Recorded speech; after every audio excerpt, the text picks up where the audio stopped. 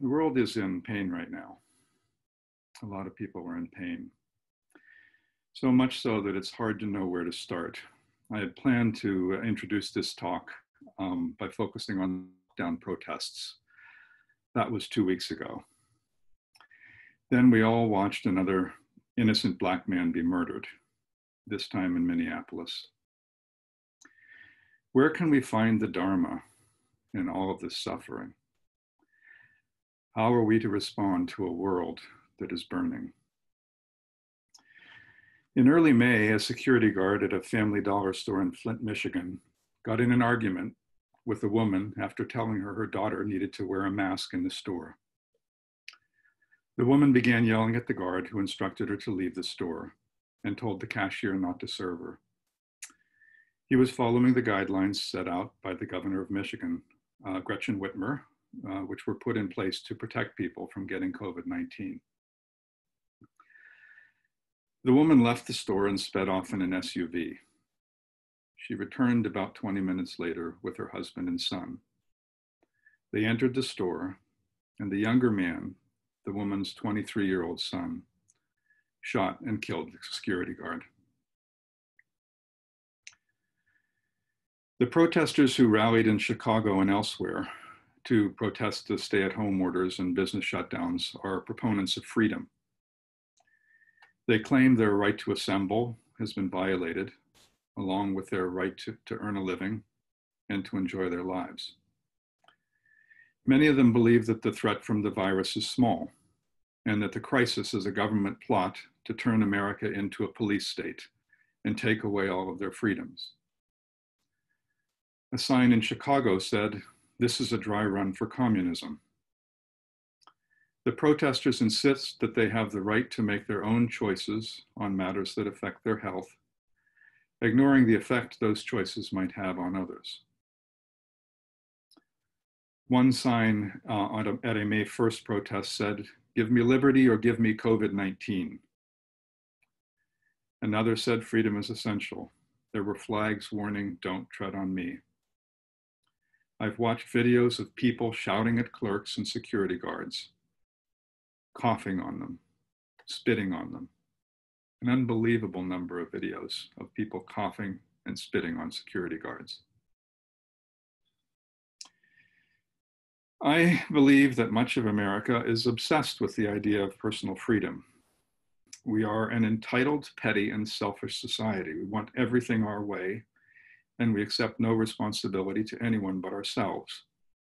Our obligations stop after we pay our taxes. At that point, it's every man or woman for themselves. And then we have Minneapolis. I want to believe that I live in a country where everyone is equal before the law. Obviously, everyone is not equal before the law. Some people can walk down the street or commit a crime and go through their lives unmolested. Other people's lives, poor people, Black people, don't seem to matter. If they did, we wouldn't be shedding tears for another innocent Black man who suffered death by cop. Now we have violent protests in our streets. There have been protests in 75 cities since last Wednesday. There were protests and looting on Broadway outside the Village Zendo last night.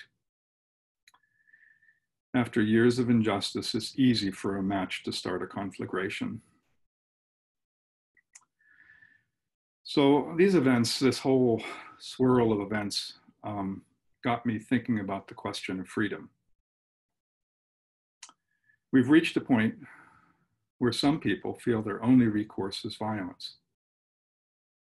The lockdown protesters want to be free to go to work or to bars and ball games.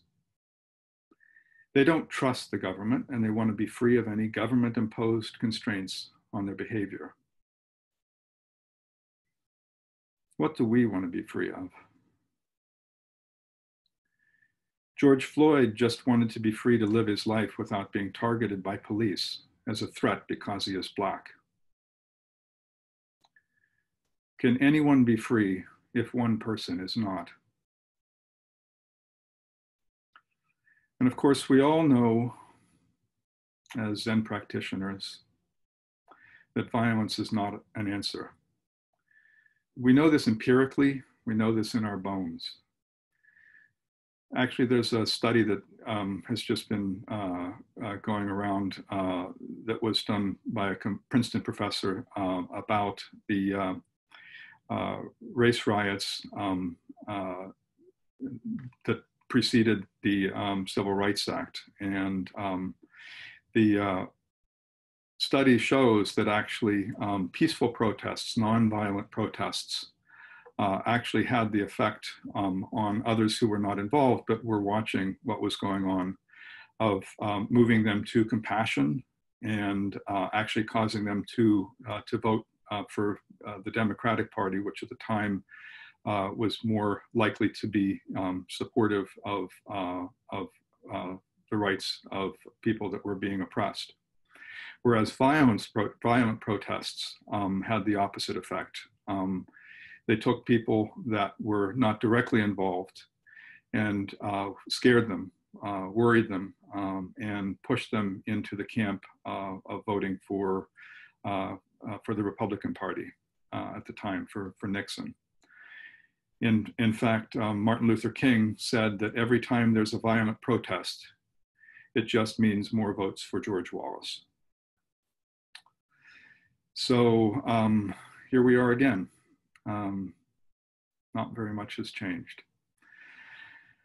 As I was thinking about the violent protests this week, I actually, as I often do when I'm struggling myself with anger, turned back to the Dhammapada. And I just wanted to read the first 4 verses from the first chapter of the Dhammapada, which is entitled Twin Verses. It reads, "Our life is shaped by our mind. We become what we think. Suffering follows an evil thought as the wheels of a cart follow the oxen that draw it. Our life is shaped by our mind. We become what we think. Joy follows a pure thought, like a shadow that never leaves. He was angry with me. He attacked me. He defeated me. He robbed me. Those who dwell on such thoughts will never be free from hatred. He was angry with me. He attacked me. He defeated me. He robbed me. Those who do not dwell on such thoughts will surely become free from hatred."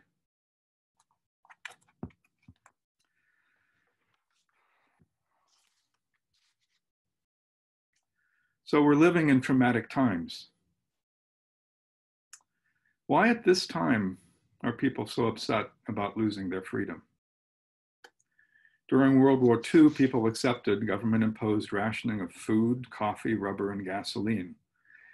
They accepted the government's authority to seize factories when strikes impeded production. What happened? What's happened to us?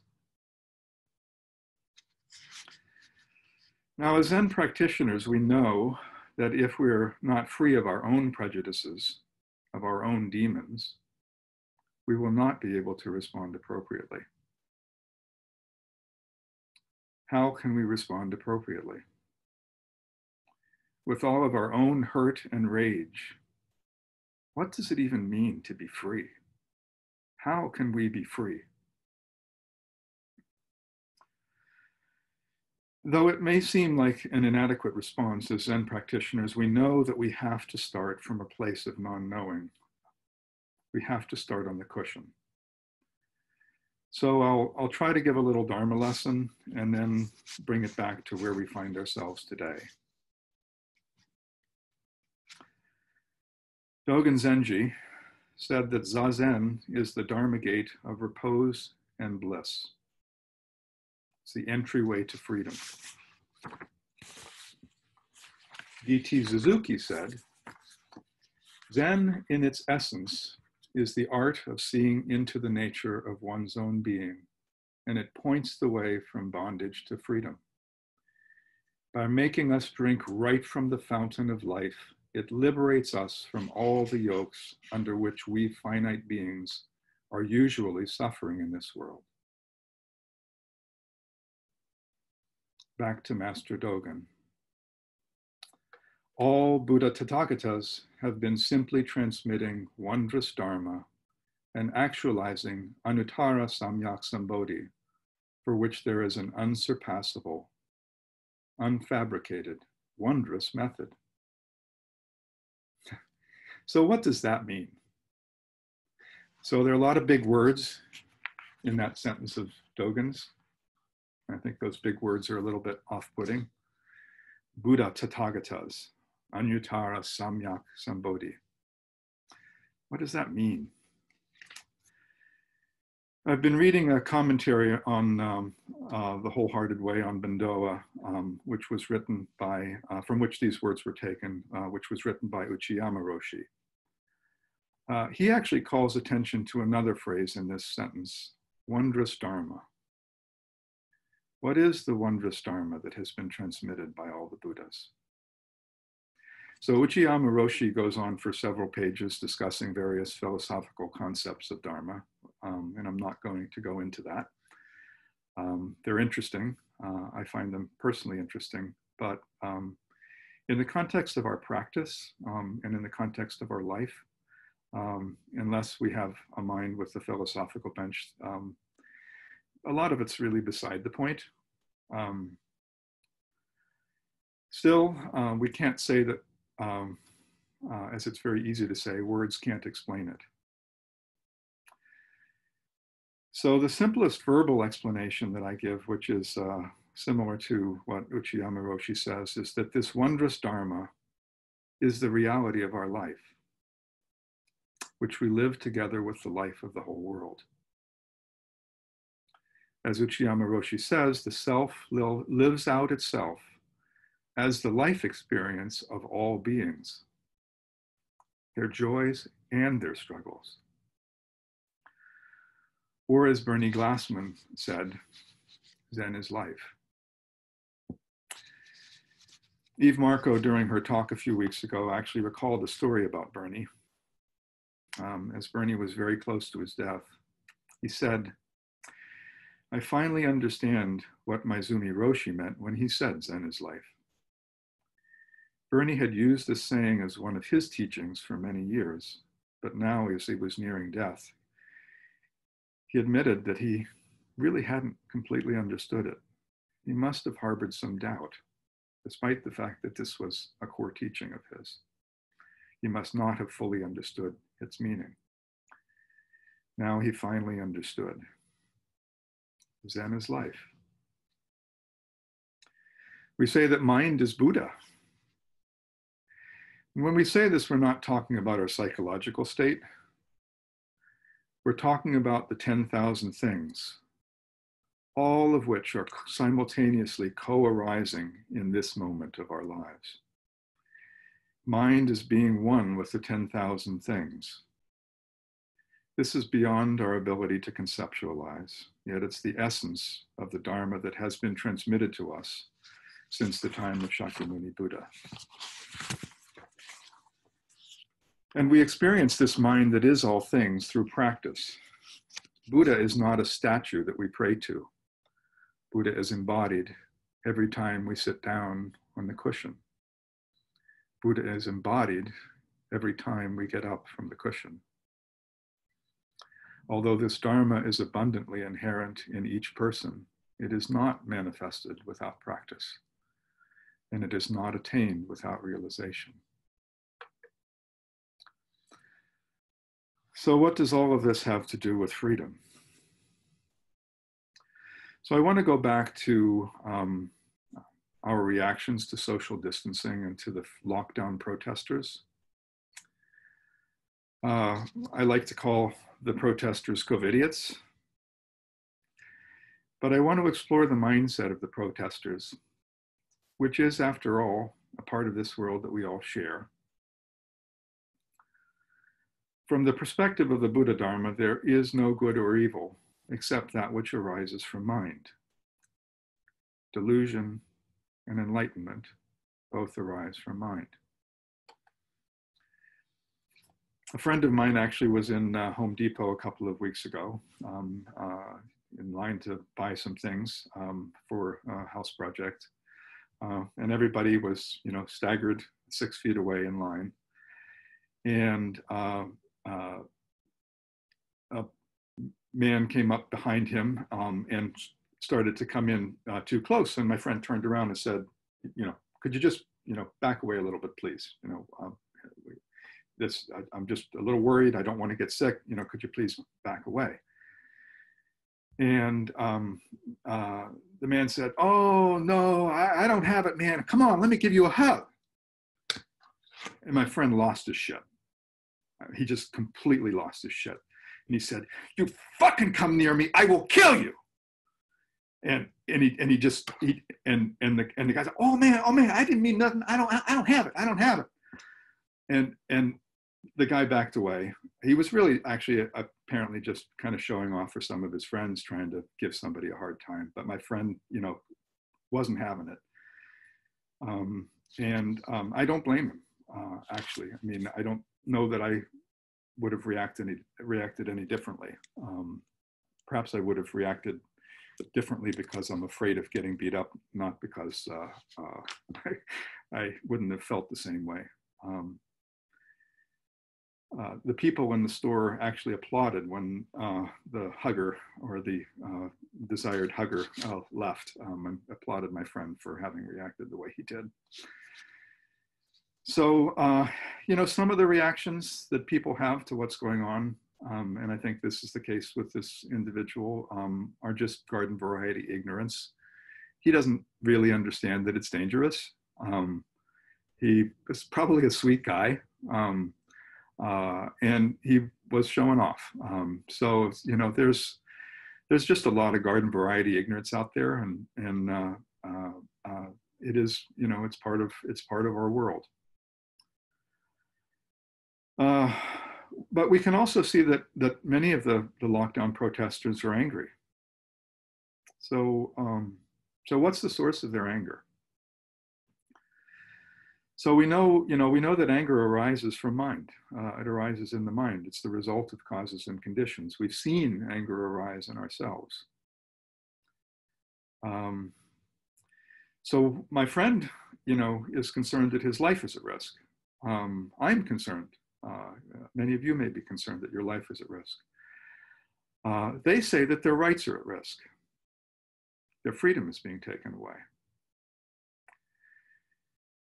Now, I know, because I've talked to enough of these people, that some of this results from a profound distrust in institutions, in government, in science. And at some level, I think we know that their distrust of government is not unfounded.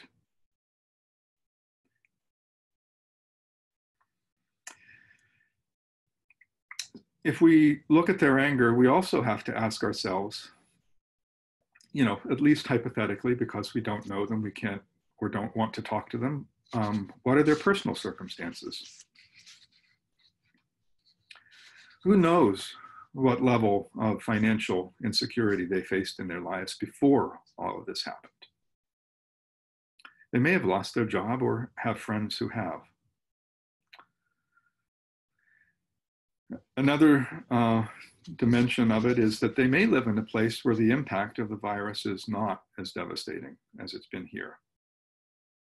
If I lived in a county where there have been 2 deaths from COVID-19, I think it would be a little hard to understand why my life should be affected by what's going on in New York City.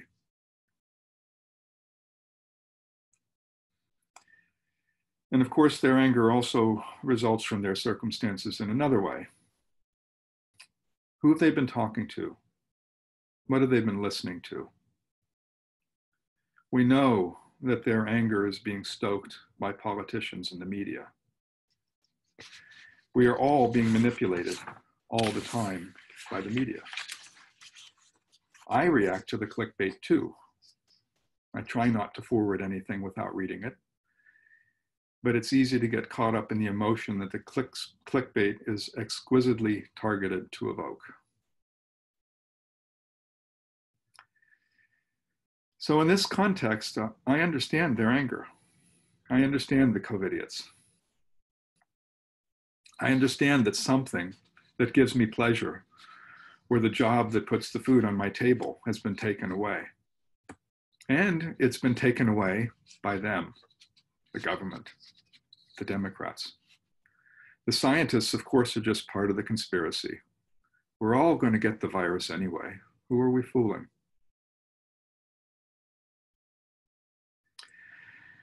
We're all deluded beings. We're all enlightened beings. Sometimes deluded, sometimes enlightened.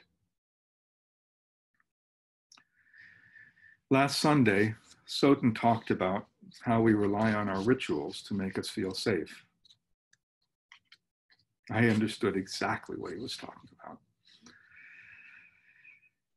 And of course, when we're in our rituals and we feel safe, it's easy to say to ourselves, look how solid my practice is. I'm knocking it out of the park, this Zen stuff. Doesn't sound like freedom to me. It sounds like delusion.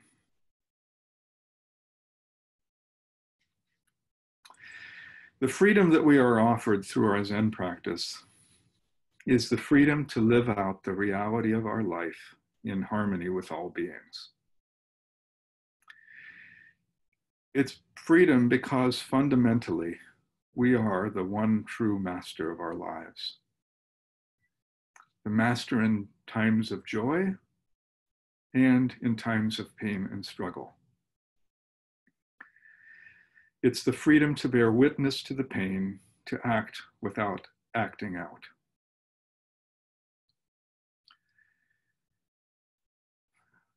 Freedom is our fellow Sangha member Chijo confronting the transience of loneliness at Sing Sing. Freedom is a Sangha member confronting the loss of parents and friends. Freedom is all of us lamenting and protesting the senseless taking of Black lives. Freedom is the joy of a spring morning with flowers more full than I can remember. Freedom is two children in my neighborhood sitting on opposite sides of the street, talking across the street with each other, since their parents have told them to social distance. I'll end this talk with a koan and a verse. And the koan is, the world honored one points to the ground. As the world honored one was walking with the congregation, he pointed to the ground with his finger and said, "This spot is good to build a sanctuary." Indra, emperor of the gods, took a blade of grass, stuck it in the ground and said, "The sanctuary is built." The world honored one smiled. This is a time where we all need to take refuge. We all need a place of sanctuary. Our sanctuary, the sanctuary of our Sangha, the sanctuary of our practice, the sanctuary of facing our rage, the sanctuary of looking up at a beautiful blue spring sky. The verse that accompanies this koan is as follows. The boundless spring on the 100 plants, picking up what comes to hand, he uses it knowingly. The 16-foot tall golden body, a collection of virtuous qualities, casually leads him by the hand into the red dust. able to be master in the dusts. From outside creation, a guest shows up. Everywhere, life is sufficient in its way, no matter if one is not as clever as others.